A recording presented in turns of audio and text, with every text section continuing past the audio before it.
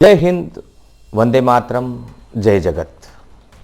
आज ये वीडियो उन नौजवानों को, उन अनाम उत्सर्ग करने वाले भारतीय जासूसों को समर्पित है जिनके दम पर हम आगे बढ़ रहे हैं, लेकिन जिनका जिक्र कहीं भी ओपनली नहीं किया जाता है, खुले तौर पर नहीं किया जाता है। हर देश की रीढ़ की हड्डी उस देश की जासूसी प्रणाली होती है और हमारे जासूसों ने जो कार्य इस देश के लिए किया है वह अतुलनीय है और उसके बदले में उन्हें हमने कुछ नहीं दिया है। यह भी एक सोचने वाली विचारधारा है। कई जासूसों ने अपने आप को मिटा दिया है देश के लिए, उनकी लाशें तक घर तक नहीं पहुंची है। तमाम उन जासूसों को समर्पित, तमाम उन योद्धाओं को समर्पित जिन्होंने हिंदुस्तान की अखंडता और उज्जवल भविष्य के लिए अपना सर्वस्व न्योछावर कर दिया। आपसे निवेदन, इस वीडियो को अधिक से अधिक शेयर करें और देश के उन तमाम अनाम उत्सर्ग करने वाले नौजवानों को सच्ची श्रद्धांजलि दें। साथियों, वह रात बहुत भयावह थी। उस रात को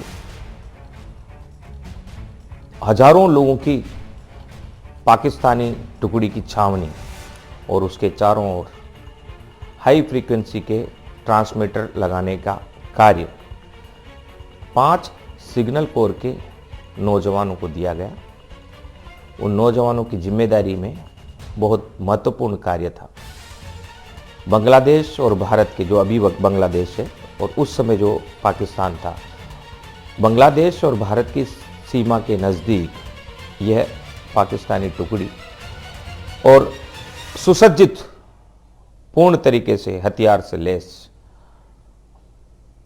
उन 5 नौजवानों के पास एक लिस्ट थी।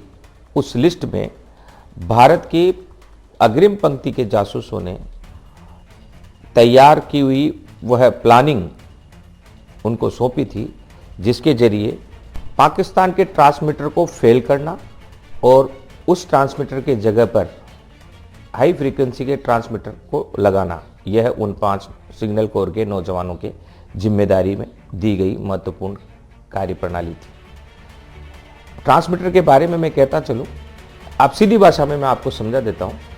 यह आदान प्रदान करने के लिए एक प्रकार से टेलीफोनिक सिस्टम होता है, जिसे हम वाकी टाकी के रूप में भी देख सकते हैं। और अगर हाई फ्रीक्वेंसी का ट्रांसमीटर किसी ट्रांसमीटर के पास लगाते हैं तो सिर्फ वैसा ही है अगर आप एक रेडियो में कोई गाना सुन रहे हैं और उस रेडियो के नज़दीक दूसरा गाना बजाया जाए उससे भी तेज़ आवाज़ में, तो वो जो पुराना गाना है वो दब जाएगा और नया गाना सुनाई देगा। यही महत्वपूर्ण कार्य उन 5 नौजवानों को, भारत के आर्मी के सिग्नल कोर के नौजवानों को दिया गया था। उस सिग्नल कोर के 5 लोगों की, नौजवानों की टोली को बहुत महत्वपूर्ण कार्य करना था। अंधेरी रात, हाथ से हाथ दिखाई नहीं दे रहा था। ऐसे में उस पॉइंट को ढूंढना और ढूंढकर वहां पर पाकिस्तान के ट्रांसमीटर को फेल करना, यह महत्वपूर्ण कार्य उन्होंने बड़ी मुश्किल से अंजाम दिया। और उनमें कुछ नौजवान ऐसे भी थे जो बीड़ी पीने के आदी थे, सिगरेट पीने के आदी थे।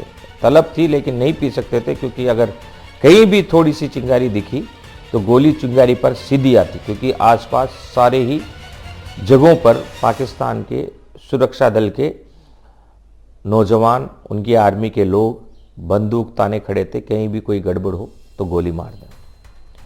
उस स्थिति में उन 5 नौजवानों ने उस काम को अंजाम दिया। और वो कितना महत्वपूर्ण काम था पता है आपको? जब पाकिस्तान की आर्मी को मुक्ति वाहिनी सेना के लोगों ने, और कुछ आरोप लगते हैं कि भारत के आर्मी के लोग भी थे, जिन्हें सैंडोकट बनियान और लुंगी में और एक स्टैंड गन देकर मुक्ति वाहिनी के लोग बनाकर उतार दिया गया था। ऐसे लोगों के गिर जाने के बावजूद जो बांग्लादेश में आर्मी पड़ी हुई थी, उस आर्मी का पाकिस्तान, यानी अभी जो वर्तमान पाकिस्तान है, वहाँ के बड़े आकाओं से कोई आदान प्रदान बातचीत का हो ही नहीं पाया, क्योंकि उनके ट्रांसमीटर फेल थे, उनकी बात नहीं हो पाई। और वो क्या करें, इसी उधेड़बुन में रहे इतनी देर में। जो मुक्ति वाहिनी के लोग थे उन्होंने उनको चारों ओर से घेर लिया और उन 5 नौजवानों की कार्यप्रणाली की विजेयता ने ट्रांसमीटर सिस्टम को फेल किया और उस एक कारण से पूरे पाकिस्तान की सेना को आत्मसमर्पण करना पड़ा। इंदिरा गांधी की कार्यप्रणाली बड़ी शार्प रही है, बहुत ही महत्वपूर्ण रही है, और कांग्रेस पार्टी की भी कार्यप्रणाली बहुत महत्वपूर्ण रही है। इस पर मैं थोड़ा सा आपको बता दूं, नौजवानों पर राजनीति नहीं करनी चाहिए, लेकिन हम मीडिया हैं, हम राजनीतिज्ञ लोग नहीं हैं। सच्चाई बयान करना हमारा कार्य है, उस सच्चाई को स्वीकार करना या नहीं करना ये आपके ऊपर है। जब से इंदिरा गांधी देश की प्रधानमंत्री बनी और उससे पहले से नेहरू जी जब देश के प्रधानमंत्री थे, तब से लेकर एक प्रणाली चलती रही कि किस प्रकार मजबूरी में हमसे टुकड़ा कर, हमसे काट कर बांग्लादेश और पाकिस्तान, इनको बांग्लादेश बाद में बना, पाकिस्तान बनाया गया है, तो उसको कैसे हम वापस हासिल करें। यह मजबूरी क्यों थी, पाकिस्तान क्यों बना, उस पर भी हम विस्तृत चर्चा करेंगे आने वाले समय में। सारी गलतफहमियों को दूर करेंगे और हम मुख्य बात पर आते हैं। जब नरसिंह राव देश के प्रधानमंत्री थे, तब पाकिस्तान, बांग्लादेश और भारत और कुछ अन्य देशों को मिलाकर आर्थिक एकीकरण की नीति शुरू की गई थी, लेकिन अमेरिका और कुछ यूरोपियन देश और चीन के दबाव में उस नीति को त्यागना पड़ा। कांग्रेस की नीति दिखावे की नहीं रही है, कुछ कर गुजरने की रही है, और कांग्रेस ने हमेशा अपने आप को नींव का पत्थर बनाकर स्थापित करने की कार्यप्रणाली को स्वीकार किया है, उसे अपनाया है।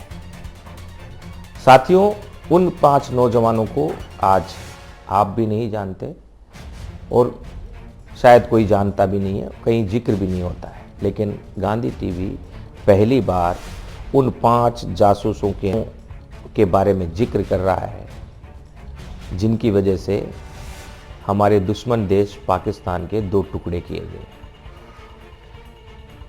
आशा है यह जानकारी आपको अच्छी लगी होगी। इंदिरा गांधी की कार्यप्रणाली का एक हिस्सा, छोटा सा हिस्सा, जिसने पाकिस्तान के 2 टुकड़े किए, वह हमने आपको पेश किया है। उन 5 नौजवानों को इंदिरा गांधी ने बुलाया, शाबाशी दी, धन्यवाद दिया और मरते दम तक उन 5 नौजवानों के घर पर गणतंत्र दिवस और स्वतंत्रता दिवस पर आर्मी के अफसर जाते रहे और उन्हें सम्मान देते रहे। उन्हें कुछ न कुछ देश की तरफ से तिरंगे में के साथ सम्मान के स्वरूप में गिफ्ट दिया जाता। यह सम्मान कांग्रेस पार्टी जानती है और देश के जासूसों का सम्मान जिस तरीके से किया जाना चाहिए वह कांग्रेस पार्टी करती रही है, आगे भी करती रहेगी। सबका सम्मान, और जासूसों ने किस किस मोर्चे पर भारत के लिए काम किया है और कहाँ किस तरीके से भारत कार्य करती है, उसका भी जिक्र हम करेंगे। आप देखते रहिए और जुड़े रहिए गांधी टीवी से। गांधी टीवी सच को सच की तरह पेश करने के लिए एक सशक्त और आवश्यक माध्यम है। पत्रकारिता के खोखलेपन को मजबूत करते हुए प्रजातंत्र को मजबूत करने का ये मिशन है। आप इस वीडियो को शेयर करें, लाइक करें, और अगर ज़रूरत महसूस करते हैं आप कि सक्रिय रूप से गांधी टीवी के साथ जुड़कर राष्ट्र सेवा करनी है, तो आप हमसे जुड़ें। जय हिंद, वंदे मातरम, जय जगत।